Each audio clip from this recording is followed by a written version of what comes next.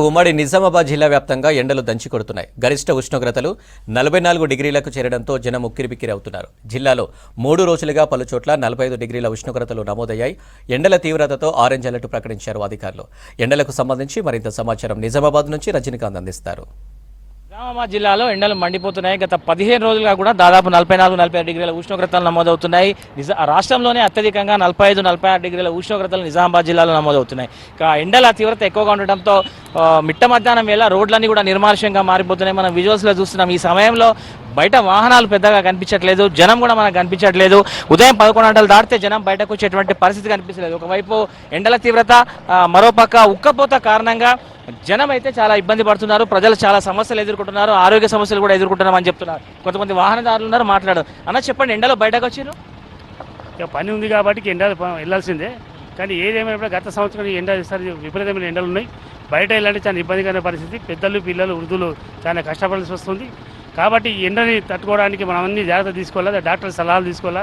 అవసరం ఉంటేనే, పని ఉంటేనే మనం బయటకు వెళ్ళాలని చెప్పేసి మనం ప్రజలకు విజ్ఞప్తి చేస్తాం. అన్న చెప్పండి, ఎండలు బాగా ఉన్నాయి, ఇట్లా ఇబ్బంది అవ్వట్లేదా? అవును, ఫుల్ ఇబ్బంది అవుతుంది సార్. మా మిస్సెస్ హాస్పిటల్ ఉంది, కంపల్సరీ వెళ్ళగా తప్పదు కాబట్టి వెళ్ళవలసి వస్తుంది. బయటకు వెళ్తే మొత్తం చక్కెర వచ్చినట్టు అవుతుంది, అంత విపరీతంగా ఎండలు. ఇక తప్పని పరిస్థితులు వెళ్ళవలసి వస్తున్నది. ఒక ఆటో అతను మాట్లాడాం. అన్న చెప్పండి, ఎండలు బాగున్నాయి, గిరాకీలు ఉంటున్నాయా? ఉంటలేదు సార్. ఎట్లా మరి, ఎట్లా ఇబ్బంది అవ్వట్లేదా మీకు? ఏం చేద్దాం సార్, నడపాల్సిందే కదా, బంద్ పెట్టుకొని ఇంట్లో కూర్చోలేము కదా. అంటే ఏ టైం వరకు ఉంటున్నది సాధారణంగా గిరాకీ మీకు? ఏ టైంలో ఉంటుంది? మార్నింగ్ అయితే ఉంటుంది సార్, సాయంత్రమే ఇక 6 తర్వాత. మధ్యాహ్నం ఉండట్లేదు అసలు? ఉండలేదు సార్ అసలు. కాగా ఏంది, గిరాకీ వస్తలేదా ఎండలకు? రాకటింది, ఎట్లా మరి? చాలా కష్టం ఉంది. ఎట్లా, ఎన్ని గంటల వరకు వస్తున్నారు ప్రజలు? ఏ టైంలో ఉంటున్నారు? 2 గంటలకు రాకచ్చారు, సాయంత్రం వెళ్తారు. ఇట్లా రకరకాల సమస్యలు అయితే ఎదుర్కొంటున్నారు. ఒకవైపు ఎండల తీవ్రత, మరోపక్క ఉక్కపోత, మధ్యాహ్నం వేళలో వడగాలులు జనాన్ని భయభ్రాంతులకు గురి చేస్తున్నాయి. తీవ్రమైనటువంటి ఎండల వేడి కారణంగా చిరు వ్యాపారస్తులు కూడా ఇబ్బంది పడుతున్నారు. అన్న చెప్పండి, ఇట్లా ఎండలో బయటకు వచ్చిండ్రు, ఇబ్బంది అవ్వట్లేదా?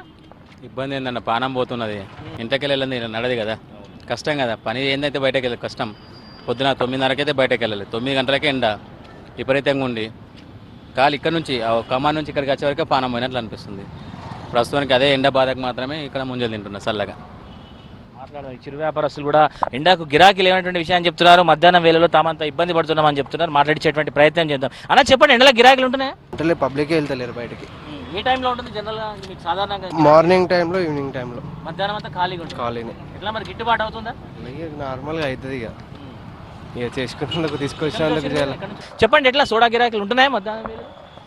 మధ్యాహ్నం 12 దాటితే అసలు మనుషులే రావటం లేదు. సాయంత్రం 5 నుంచి కొంచెం గిరాకీ ఉంటుంది. సో మొత్తం మీద ఈ సంవత్సరం ఎండల తీవ్రత చాలా ఎక్కువగా ఉంది. దీంతో నిజామాబాద్ జిల్లాలో చాలా ఇబ్బందికర పరిస్థితులు అనేటువంటి విషయాన్ని అయితే సామాన్యులు చెప్తున్నటువంటి నేపథ్యాన్ని మనం చూస్తున్నాం. కెమెరా పర్సన్ రాజేష్తో రజనీకాంత్, V6 న్యూస్, నిజామాబాద్ జిల్లా.